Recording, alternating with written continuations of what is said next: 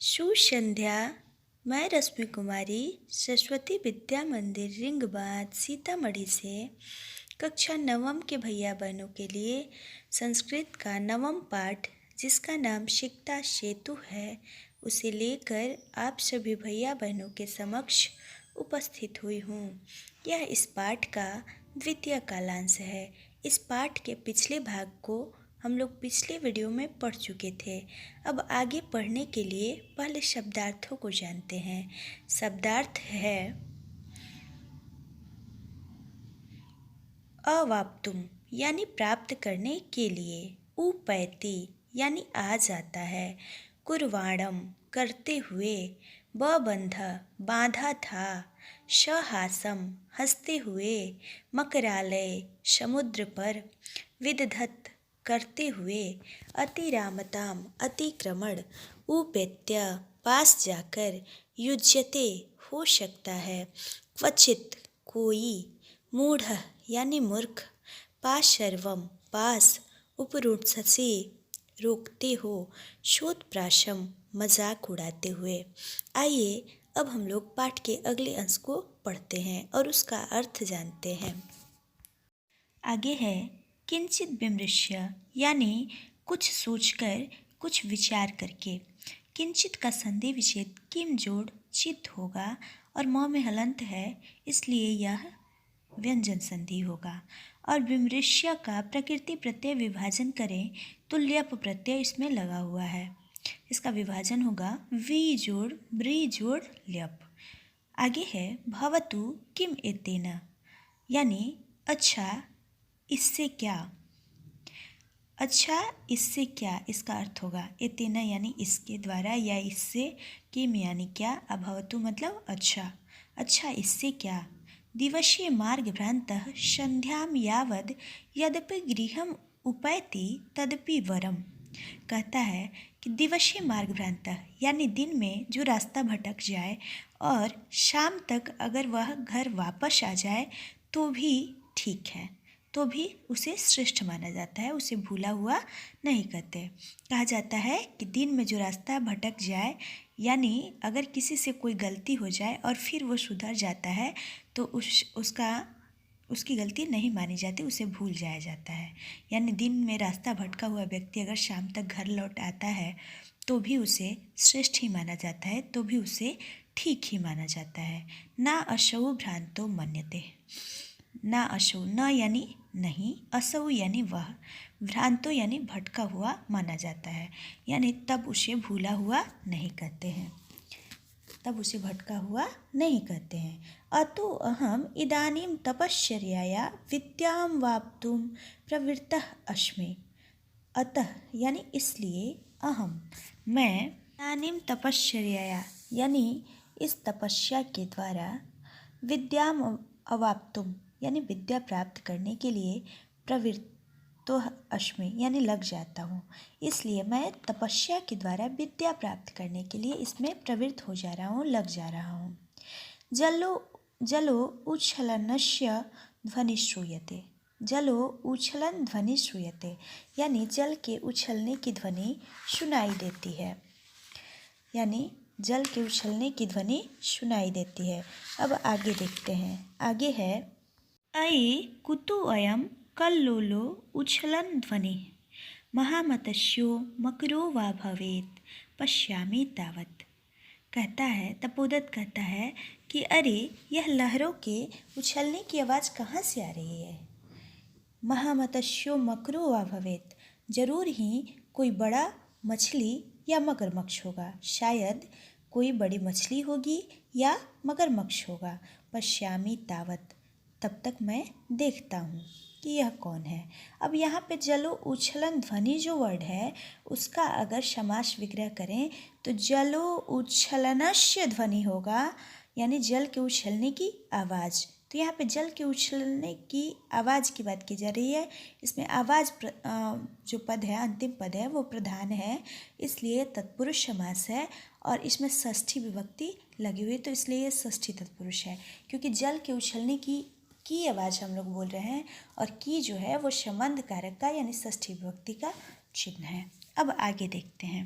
जो कुतो अयम वर्ड है उसका संधि विच्छेद करें तो कुतः जोड़ अयम होगा। और जलो उच्छलन ध्वनि का भी संधि विच्छेद करें तो जल जोड़ उच्छलन ध्वनि होगा। जल जोड़ उच्छलन ध्वनि, इसका संधि विच्छेद होगा। अब महामत्स्य जो वर्ड है उसका अगर समास विग्रह करें तो ये कर्मधारय समास होगा, क्योंकि महान यहाँ पे विशेषण है। तो इस तरह इसका विग्रह होगा महान मत्स्य, और ये कर्मधारय समास होगा। अतो अहम का संधि विच्छेद करें तो अतः जोड़ अहम होगा, और ये विसर्ग का उत्वम संधि होगा, क्योंकि विसर्ग का ओ बन रहा है। अवाप्तुम जो वर्ड है तो उसका अगर प्रकृति प्रत्यय विभाजन करें तो अ जोड़ वाप जोड़ तुमुन होगा। प्रवृत्तो अश्मि का अगर संधि विच्छेद करें तो प्रवृत्तः जोड़ अश्मि होगा, और विसर्ग का उत्वम संधि होगा।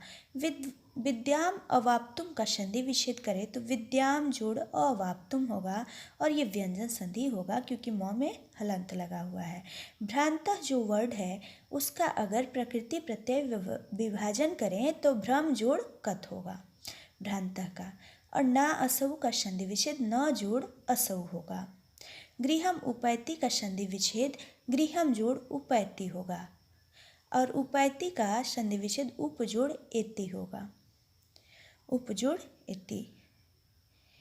तदपि का संधि विच्छेद तदा जोड़ अपि होगा। अब हम लोग आगे पढ़ते हैं। तावत जो वर्ड है उसका अर्थ तब तक होता है और वो व्याकरण की दृष्टि से अव्यय है जो कभी भी किसी भी काल पुरुष वचन में नहीं बदलता है। कल्लोलो उच्छलन ध्वनि जो है तो उसका संधि विच्छेद कल्लोल जोड़ उच्छलन होगा।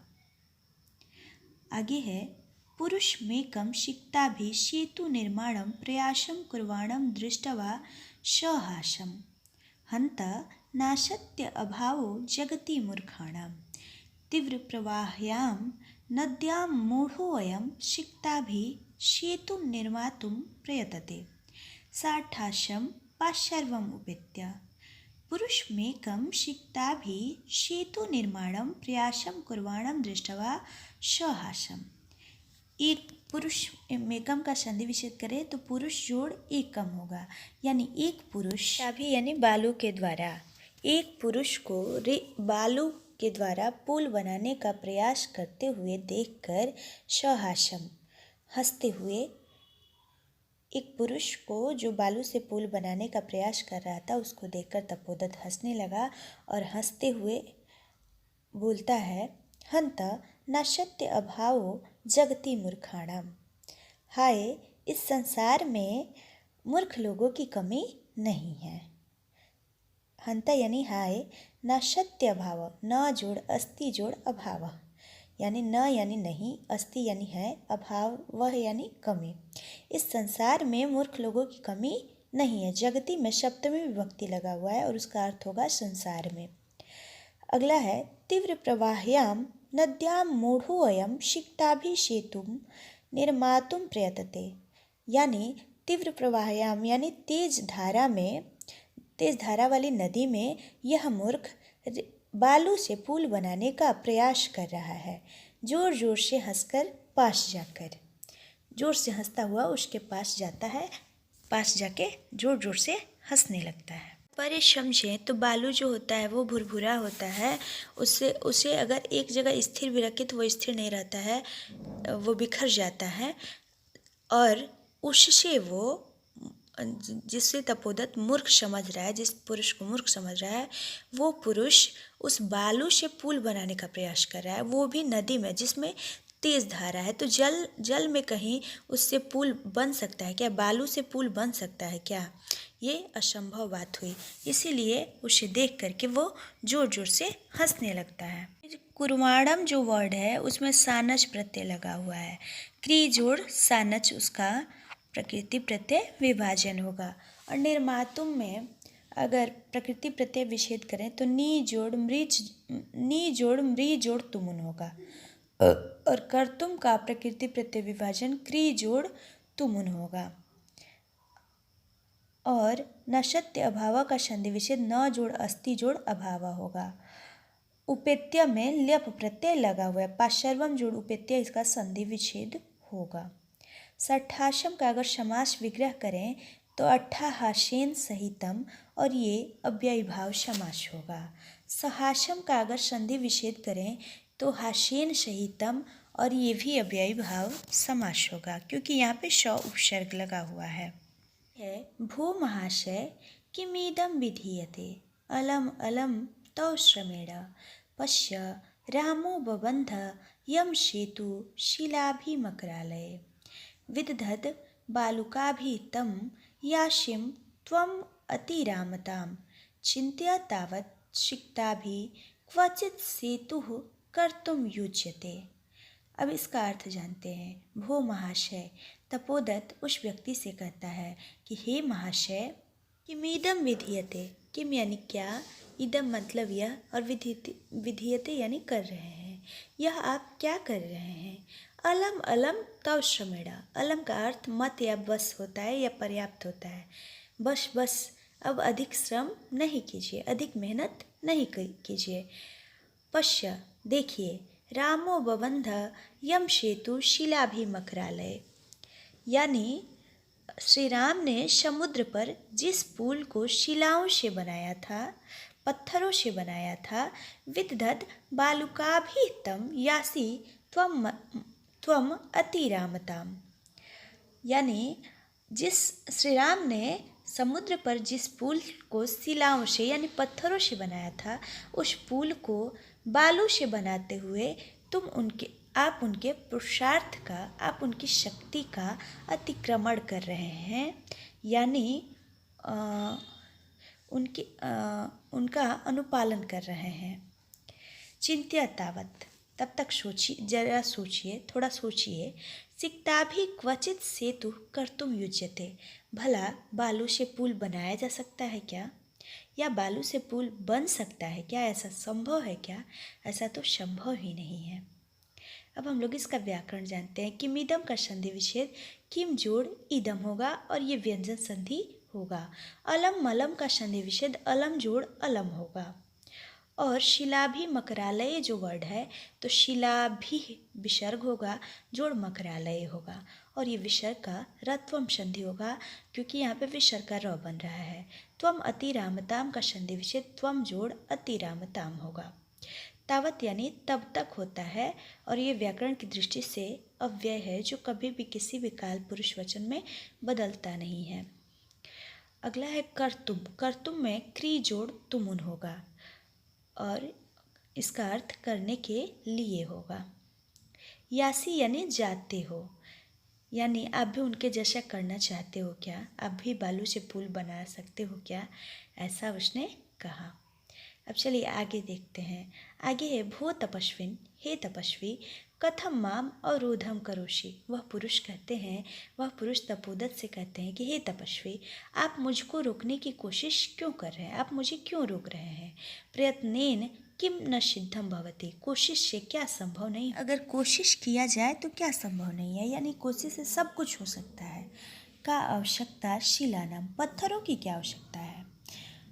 सिक्ताभिरेव सेतुं करिष्यामि स्वसंकल्प दृढ़तया, मैं बालू से ही पुल बना सकता हूँ, ऐसा मैं दृढ़ संकल्प हूँ, यानी ऐसा मैंने संकल्प लिया है, ऐसा मैंने दृढ़ संकल्प लिया है कि मैं बालू से ही पुल बना सकता हूँ, ऐसा मैं संभव करके दिखा सकता हूँ।